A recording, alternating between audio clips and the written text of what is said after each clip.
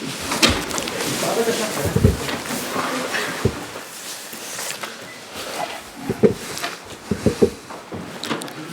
Neil. Hi Graham. Neil, congratulations. Just to start with your assessment of that game.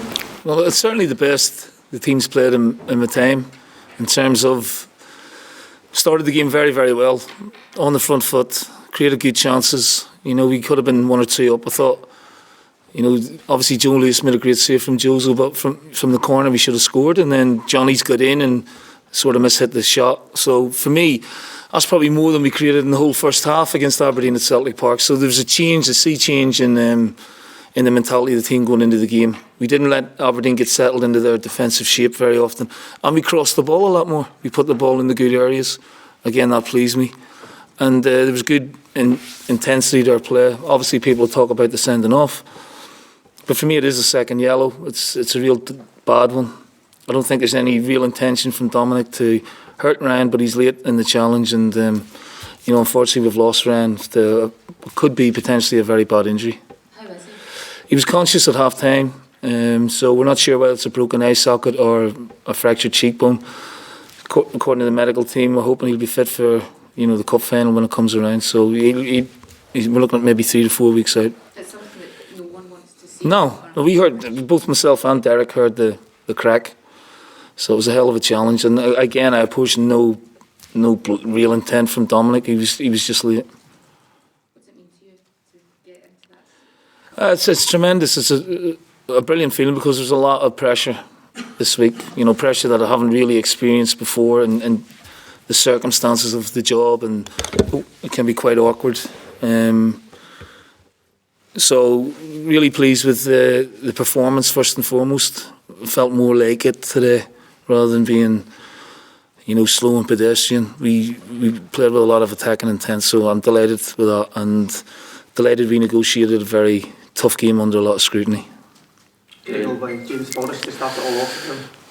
I mean, the ironic thing is we're talking about rotating Jamesy and Johnny during the game, in terms of just trying to unsettle Aberdeen if they did get into a rhythm of the way they defend.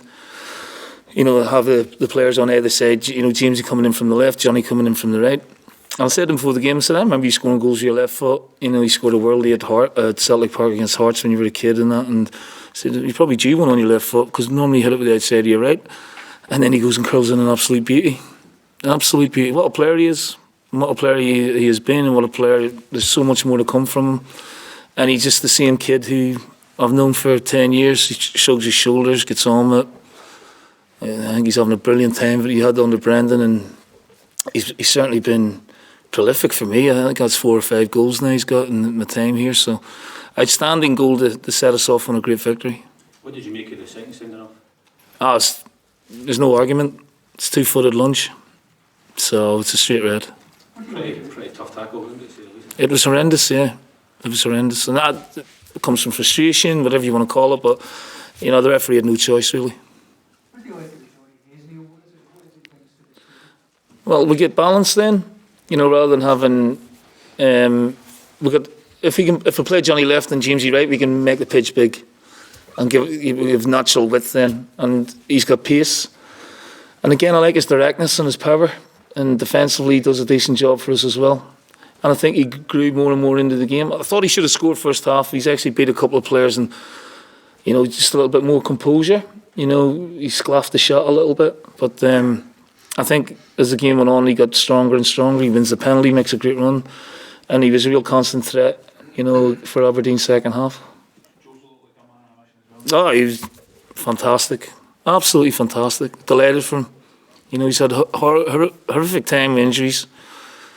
We're trying to manage him, you know, through it, and I thought he just set the tone for the rest of the team today. I thought he handled Cosgrove very well physically in the physical battle, and he showed some technical ability that I hadn't seen before. And his scissor kick at the end, well, that would have topped off a great performance from him all round. But in terms of the nuts and bolts of the game, I thought he was brilliant, absolutely brilliant. Well, yeah, I mean, like I said, Robert, he set the tone. He drives through, gets a shot off, everything positive, everything about what we wanted from the team today. He lit the fuse for us, really. with that running shot. But he should have scored from the corner. Big dope.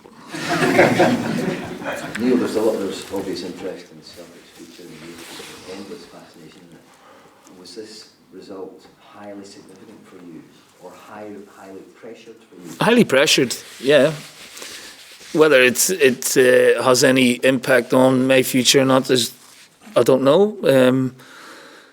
I spoke to Dermot yesterday. He said all the speculation, all the noise is just nonsense, and I knew that anyway because these are class people I work for and I've worked for before, and I know the way they work, and I know it was just conjecture and speculation.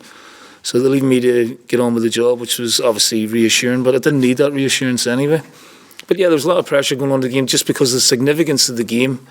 You know, if we'd have lost, the treble's gone, you know, that type of stuff, and the cup record's gone. So it was really important, you know, to negotiate that. And off the back of a not a great performance against Livingston, where again we're getting sort of a lot of criticism, it was good to bounce back with a really strong performance today.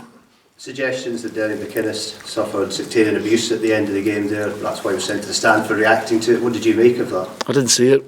I can't comment on that, no. Honestly, I can't. I don't know what Derek got sent off for, but if that is the case, then there's no place for it. I have the ultimate respect for Derek McInnes. I view him as a friend. I think he's a great football manager, and if that's the case, then that's very disappointing, but I don't know the ins and outs of that. If Dermot dismissed the noise of all the speculation, Neil, did he mention anything to you that you're going to sit down at some point? No. He's a tough man. He's very demanding, but that's why he is who he is. So, again, I've had no guarantees, no promises, no reassurances. I'm here to do a job and taking it game by game. And all the noise is, look, I'm older now, you know what I mean? I can take it all. See, you know, it's maybe 10 years ago I would have got a bit upset about it or annoyed, but not now. If you delivered the treble, would you be gutted if you didn't get this job? No. Because if the club perceives the best way forward is to go somewhere else, then who am I to argue with that? I'm here. I've only been here 2 months or whatever, so I'm enjoying it to a certain degree. It's difficult because you're inheriting a very good team and they were going well, and you don't want to spoil that. So it's been a real balancing act for me on a personal level. But it's a good experience. Again, it's something that, you know, I've not sort of experienced before, and it's a good challenge. A really different kind of pressure than what I've faced before in my career. Would you not think you deserve the chance to stay on? That's for other people to decide, really.